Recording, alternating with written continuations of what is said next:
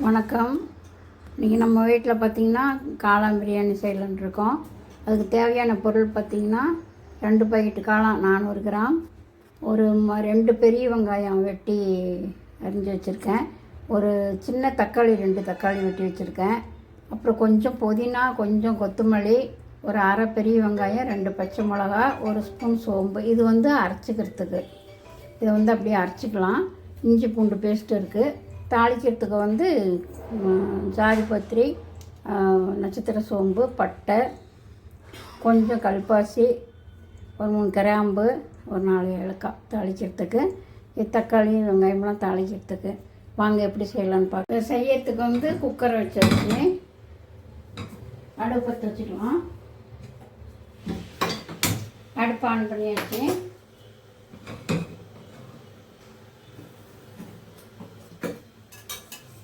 Oil ஊற்றிக்கலாம்.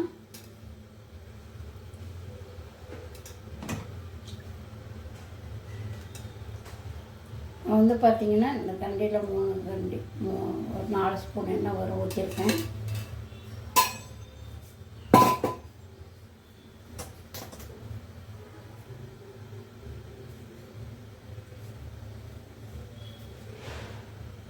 ஜாதிபத்திரி, நட்சத்திர சோம்பு, பட்டை, லவங்கம், ஏலக்காய், இதெல்லாம் கல்பாசி எல்லாம் போட்டுக்கலாம்.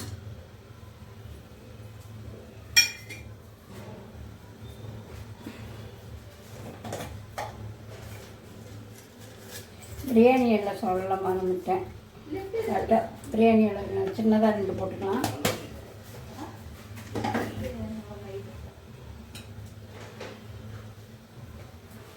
வெங்காயம் 2 வெங்காயம் பெரிய சைஸ்லேயே வெட்டி வச்சுருக்கேன்.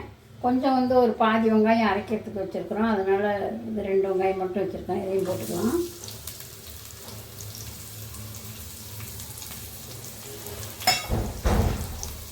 போட்டு இதை நல்லா வணக்கிக்கலாம்.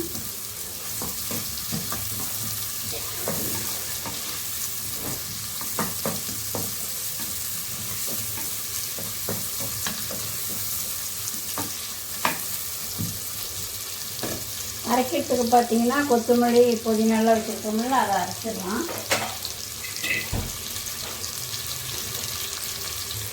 பாருங்கள், ஒரு கைப்பொடி புதினா, கொத்தமல்லி தழை, ஒரு கைப்பொடி புதினா,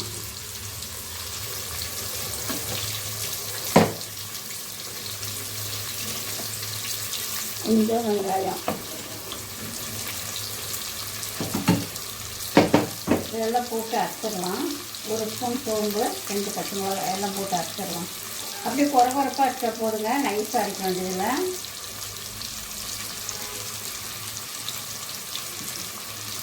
அரைச்சி காட்டுறம்போது வெங்காயம் பாருங்கள் நல்லா சிவக்க வணங்கிடுச்சு. இஞ்சி பூண்டு போட்டுக்கலாம். அடுப்பு கம்மி பண்ணிக்கலாம். ஒரு ஸ்பூன் பெரிய ஸ்பூனில் இஞ்சி பூண்டு பேஸ்ட் போட்டுக்கலாம்.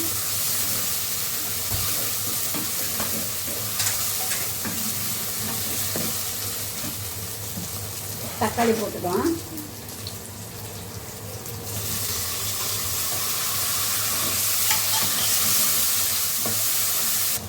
பாருங்கள், தக்காளி வணங்கிடுச்சு. இப்போ அரைச்ச அந்த பச்சை மிளகா, கொத்தமல்லி இதெல்லாம் போட்டு அரைச்ச முடியுங்களா, புதினா எல்லாம் அது ஊற்றிக்கலாம். அது போட்டுக்கலாம். அது போட்டு நல்லா வணக்கலாம். நல்லா வணங்கட்டும்.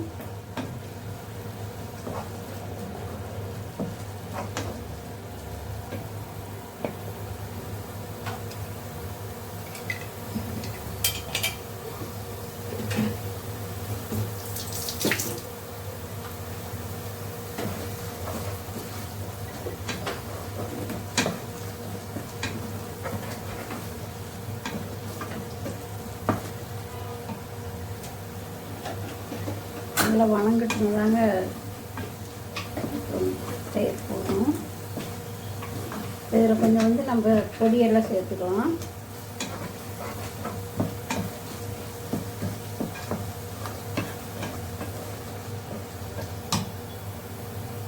நல்லா வணங்கட்டுன்னு சேர்த்துக்கலாம். பச்சை மிளகா வந்து அரைக்கிறதுக்கு 2 தாங்க போட்டிருக்கோம். அதனால் இப்போ கொஞ்சம் வரமிளகாத்தூள் போட்டுக்கலாம், 1 ஸ்பூனு.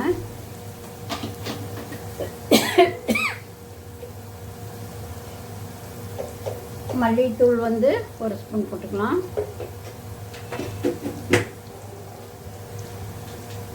கரம் மசாலா ஒரு 1/4 ஸ்பூன் போட்டுருக்கலாம். ஏன்னா நம்மெல்லாம் பட்டை கிராம்பெல்லாம் போட்டிருக்கிறோம். அதனால் ஒரு 1/4 ஸ்பூன் போட்டால் போதும். வணக்கலாம். பிரியாணி மசாலா கொஞ்சம் போட்டுக்கலாம். இருந்தால் போடலாம், இல்லைன்னா போட வேண்டியதில்லை. போடணுங்கிறது இல்லை. பிரியாணி மசாலா வந்து ஒரு ஆப்ஷன் தான்.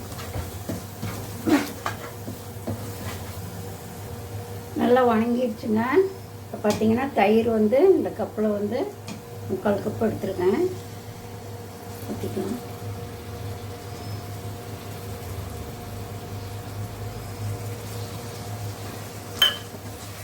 நல்லா வணக்கலாம்.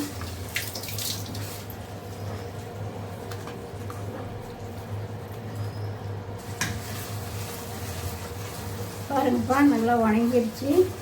காரம் போட்டுக்கலாம்.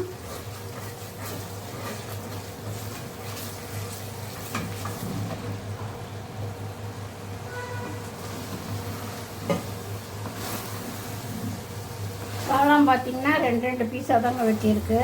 அப்படி போட்டால் தான் கொஞ்சம் நல்லாயிருக்கும். காளான் கரையாமல் இருக்கும். நல்லா காளான் கரைஞ்சிடும். சாப்பாட்டில் காளானே இருக்காது. நல்லா வணக்கலாம். ஒரு 2 நிமிஷம் வணக்கலாம். அரிசி பாருங்கள், 4 டம்ளர் எடுத்துருக்கோம். தண்ணி ஊற வச்சு தண்ணி வடித்து வச்சுருக்கோம். தண்ணி வடிச்சிட்டு போட்டுக்கலாம். அரிசி போட்டுட்டு ஒரு சும்மா 1 நிமிஷம் அப்படியே அரிசி கிளறி விட்டுடலாம்.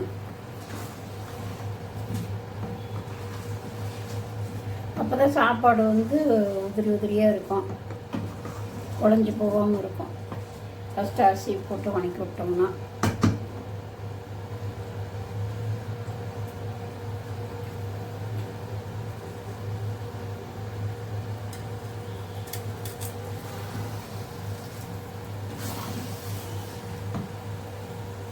அரிசி வணங்கி விட்டாச்சு.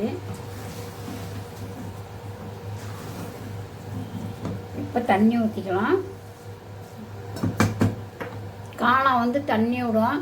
அதனால் நீங்கள் வந்து அதுக்கு உங்கள் வீட்டு அரிசி எப்படியோ அதுக்கு தகுந்த மாதிரி தண்ணி ஊற்றிக்கிங்க. நாங்கள் 1க்கு 2 ஊற்றுறோம்.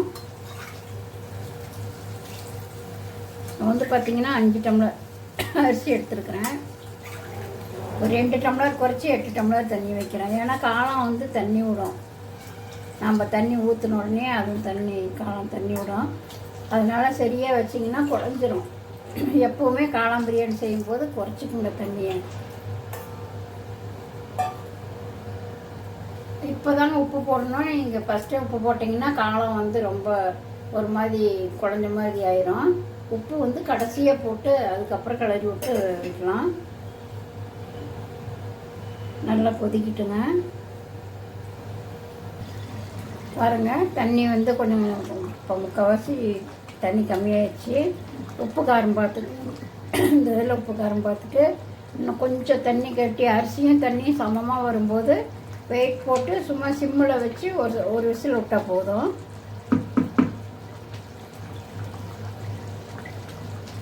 ஒரு 2 நிமிஷம் ஆகட்டும்.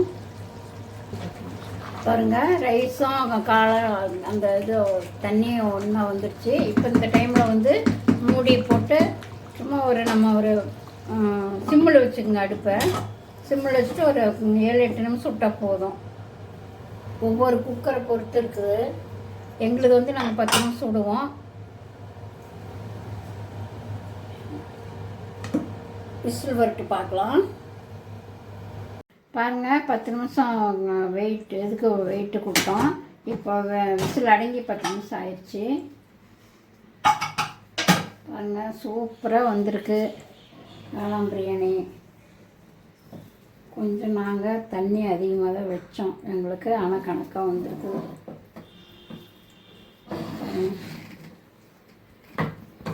எவ்வளோ சூப்பராக வந்திருக்குது பாருங்கள். பிடிச்சிருந்தா லைக் பண்ணுங்கள், ஷேர் பண்ணுங்கள், கமெண்ட் பண்ணுங்கள், சப்ஸ்கிரைப் பண்ணுங்கள். அப்படியே அந்த பெல் பட்டனையும் அழுத்துங்க. அப்போ தான் நாங்கள் போடுற வீடியோ உங்களுக்கு வந்து அடுத்தடுத்து வரும். நாங்கள் வந்து மீண்டும் அடுத்த வீடியோவில் சந்திக்கிறோம். பாய்.